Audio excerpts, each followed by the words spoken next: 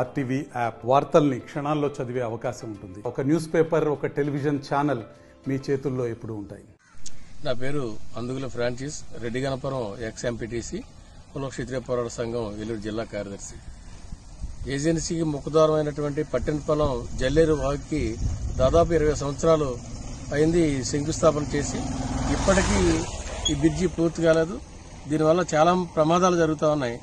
ఇక్కడ శ్రీనివాసపురానికి సంబంధించిన వ్యవసాయ కూలీలు, దళితులు ట్రాక్టర్ బాల్తో పడి కాలంలోని 16 మంది ఒకేసారి కొట్టుకుపోవడం జరిగింది.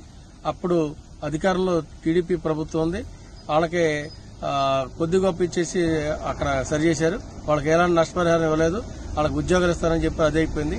ఆ తర్వాత ఇక్కడ ఒక రైతు పట్టెనపాలెంకు చెందినటువంటి పసుపులెట్టి శ్రీనివాస్ అన్న ఆయన పొద్దుటే పాలు తీసుకుంటే పొలం వెళ్తుండగా కాలువ ప్రవాహంలో కొట్టుకుపోయి చనిపోవడం జరిగింది. అలాగే రెడ్డి గణపురం సంబంధించినటువంటి 2 వ్యవసాయ కూలీలు కూడా ఈ కాలంలో కొట్టుకుపోవడం జరిగింది. ఇంత ప్రమాదకరమైనటువంటి ఈ బ్రిడ్జిని పూర్తి చేయకపోవడం అనేది చాలా బాధాకరం. ప్రజల ప్రాణాలతో చెలగాటపడుతున్న ప్రభుత్వాలు ఇమీడియట్ గా ఇప్పటికైనా కళ్లు తెరవాలని ప్రజలందరూ కూడా కోరుకుంటున్నారు. ఈ ప్రాంతంలోని దాదాపు తెలంగాణకి, రాష్ట్రానికి వెళ్లాలన్నా, అలాగే కుక్కునూరు గాని, ఎలేరుపాడు, జీలిమెల్లి, బుట్టాయిగూడెం, ఇతర మండలాలకి దాదాపు 8 మండలాలకి ఇదే మార్గం గుండా వెళ్లాలి. అలాగే గుబ్బలమంగమ్మ గుడి దగ్గరికి వెళ్లాలంటే దాదాపు వారం అంతా కూడా వెళ్తారు. చాలా రద్దీగా ఉండేటువంటి ఈ యొక్క బ్రిడ్జి ఇప్పటికీ పూర్తి కాకపోవడం అనేది చాలా బాధాకరం. ఇప్పుడైనా తెలుగుదేశం కూటమి ప్రభుత్వం అధికారంలో ఉంది కాబట్టి ఇప్పటికైనా దీన్ని త్వరగా ఈ వచ్చే బడ్జెట్ లో పెట్టి పూర్తి చేయాలని. ప్రతిపక్షం ఉన్నప్పుడు మీరు పాదయాత్ర చేశారు, కానీ అధికారంలో వచ్చిన తర్వాత ఈ బ్రిడ్జి గురించి మర్చిపోయారు. ఇది పూర్తి కాక చాలా ప్రమాదాలకు గురవుతున్నారు. ఈ ప్రాంతంలో ఉన్న ప్రజలను కాపాడాలని ప్రజా సంఘాలకు మేము తెలియజేస్తా ఉన్నాం. గణపవరం ఈ బ్రిడ్జి గురించి చాలా ఇబ్బంది పడుతున్నామండి. గవర్నమెంట్లు మాత్రమే బ్రిడ్జి ఎలాగలా పెండింగ్లు పెట్టి చాలా మంది ప్రాణాలు కూడా పోయింది. ఇందులో నిన్న కూడా స్కూల్ బస్సు ఒకటి పడిపోయి పిల్లలు చాలా అదృష్టం మంది బయటకు వచ్చారు.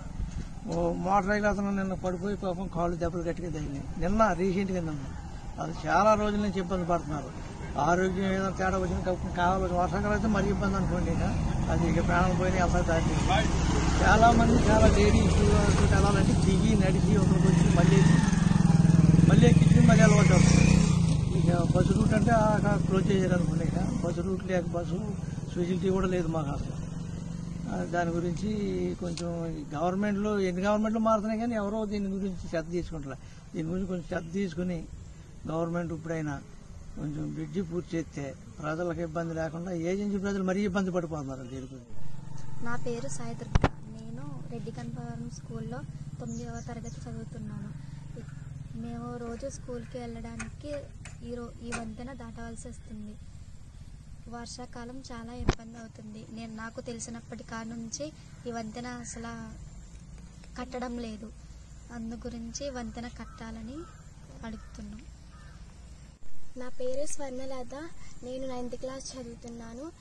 రెడ్డి గణపవరం స్కూల్లో చదువుతున్నాను. ఇక్కడ నుంచి వెళ్ళాలంటే, పట్టణపాలెం నుంచి వెళ్ళాలంటే వంతెన దాటి వెళ్ళాలి. అందుకే వర్షాకాలంలో కూడా ఇబ్బంది పడుతున్నాం.